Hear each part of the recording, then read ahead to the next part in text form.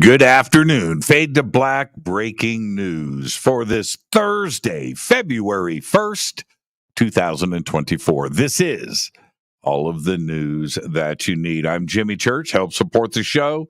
You know what to do. Get your Fade to Black T-shirts. The links are below. 2 shirts, 2 ways to get them. And if you get a Game Changer membership, I got some more Fade to Black blend coffee to give away. So you get your autographed shirt, shipping is included, and with the Game Changer, you get Fade to Black blend. So there you go. The links are below. I want to remind everybody, tonight on Fade to Black, Linda Moulton Howe is with us. It's Earth Files on Fade to Black tonight with Linda Moulton Howe. And let's get straight to it. On this day in history, 2003, the Space Shuttle Columbia broke up at an altitude of about 40 miles over Texas. That's right. On this day in 2003, killing all 7 crew members. Yeah, there you go. Moment of silence, please. Fate or fact? The Spanish national anthem has no words. Same for Bosnia, Herzegovina, Kosovo, and San Marino. Go figure. There's your fate or fact. Let's get to the breaking news. It is raining outside right now. It is pouring. It is the first of 2 atmospheric rivers that are unloading heavy snow, gusty winds, and rainfall right now across California. More than 20 million people are under flood alerts as storms threaten flash flooding in cities, including right here, Los Angeles, right? San Diego, Sacramento, San Francisco, San Jose, and Oakland. The threat will last into tomorrow, and this is not going to stop through Friday for Central and Southern California. Then on Sunday, another more potent atmospheric river field storm will arrive here in Southern California. That could become, and I'm quoting, the largest storm of the season, according to the National Weather Service right here in Los Angeles. So there you go. It's wet and rainy. I can't go outside today, but I've got 3 shows and lots of work to do and River Moon coffee. So that's it. It's cold, it's wet, it's rainy, it's snowing, all of that. And I'm indoors wearing a long sleeve shirt. Okay. Now check this out. I got news out of the UK. 2 mysterious sarsen blocks of Stonehenge may have come from much farther away than originally believed. The latest scientific research is looking at the source of a pair of unidentified sarsen stones, numbers 26 and 160, that have failed past identification efforts. The results put the origin point to 76 miles southeast of the site. In a new study published in the Journal of Archaeological Science reports, researchers employed X-ray fluorescence spectrometry and inductively coupled plasma mass spectrometry to analyze the chemical composition of 54 sarsen stone fragments. From where, you ask? Well, it's Stony Wish in East Sussex, 76.4 miles to the southeast. Wow. A 17-year-old, dragged them 76 miles. I think they floated them. I think it was a wizard. Yeah, I'm going with that. A 17-year-old serial swatter from California is believed to be responsible for hundreds of swatting incidents and bomb threats throughout the United States and is now facing charges in Florida, according to pretrial detention motions. Alan Fillion, who was extradited to Florida on Tuesday to face charges for a swatting incident at a mosque, according to the Seminole County State's Attorney's Office. In July 2023, officials said they executed a search warrant at Fillon's home address. He was arrested on January 18th.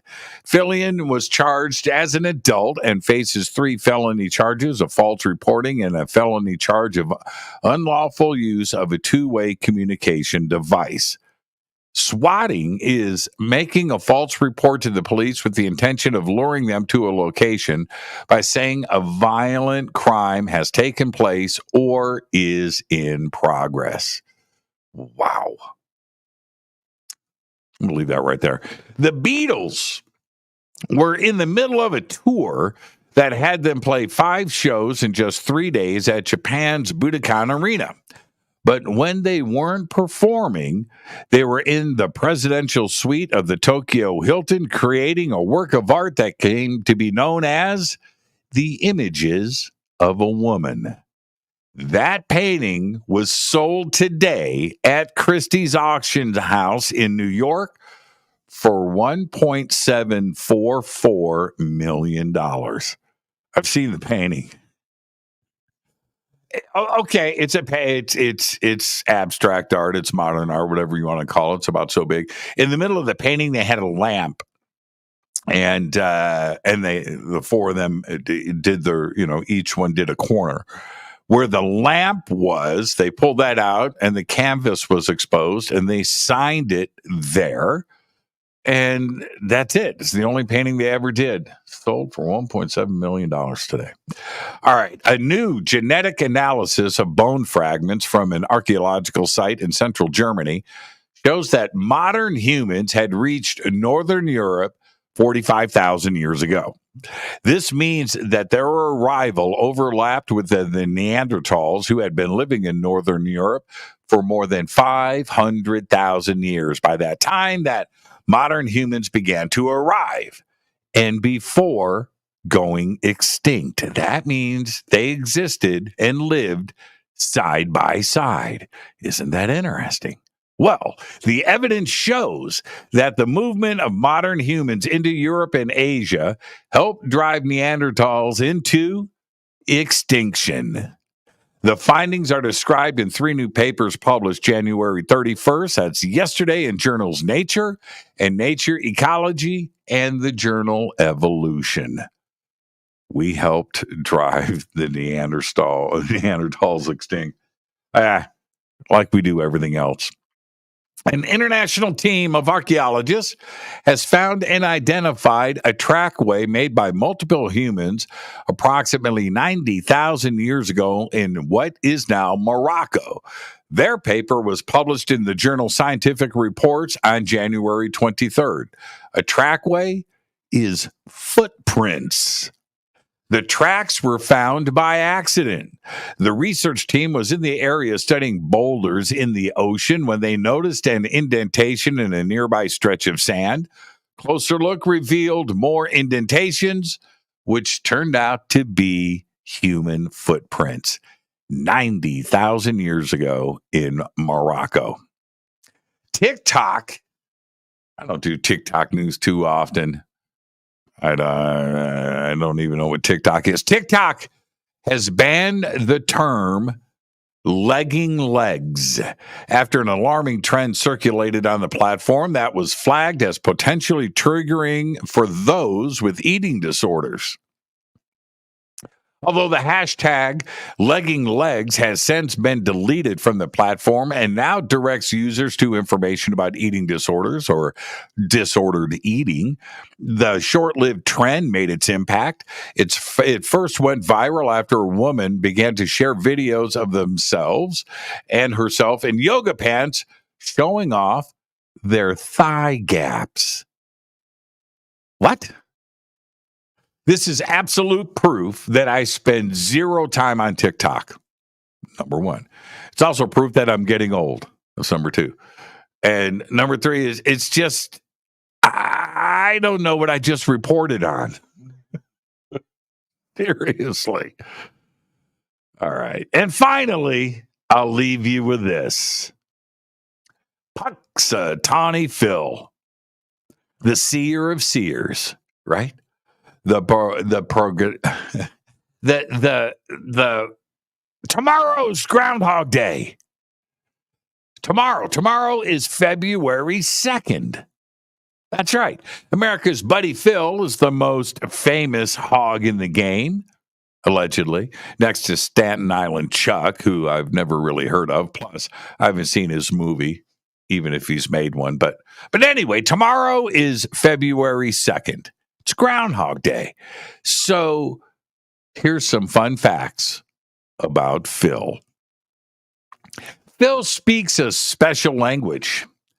It's called Groundhogese. Only the president of Puxatawny Groundhog Club can understand Groundhogese. Once Phil communicates to the president of the club whether he saw his shadow, the proclamation is then translated.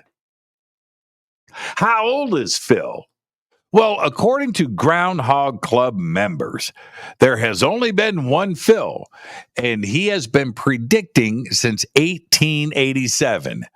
That makes him 137 years old in 2024. The club. What is the club? The Puxatawny Groundhog Club was established in 1887 by a group of groundhog hunters. The editor of the Puxatawny newspaper was also a member of the group, and he claimed that the Puxatawny Phil was the only true weather-predicting groundhog. Phil's predictions. Well, the Puxatawny Groundhog Club says Phil is correct 100% of the time. Phil actually has an overall accuracy rate of 39%. Over 135 years. Phil traveled to Washington, D.C. in 1986. He met President Reagan. He met Pennsylvania Governor Dick Thornburgh in 1987. Phil appeared on Oprah Winfrey in 1995. Didn't get a car, by the way. In 2001, Phil's prediction was shown live on the Jumbotron in Times Square. That's a pretty good fun fact. And the fact of all facts about Groundhog Day. The 1993 film Groundhog Day, one of my favorite films of all time. I probably watched it 100 times, just like the rest of you. Great time travel movie, by the way, as well. Starring Bill Murray, Andie MacDowell, she was amazing in that, and Chris Elliott, who was also amazing. It wasn't shot in Puxatawny. It was filmed in Woodstock, Illinois. There you go. That's all the Fade to Black breaking news that you need for this Thursday, February 1st, 2024. February. Fade to Black breaking news is produced by Renee Newman. I'm Jimmy Church, and I want to remind everybody that tonight on Fade to Black, it's Linda Moulton Howe. That's right. Earth Files on F2B. I'll see you tonight. But for now, go Backley Tappy.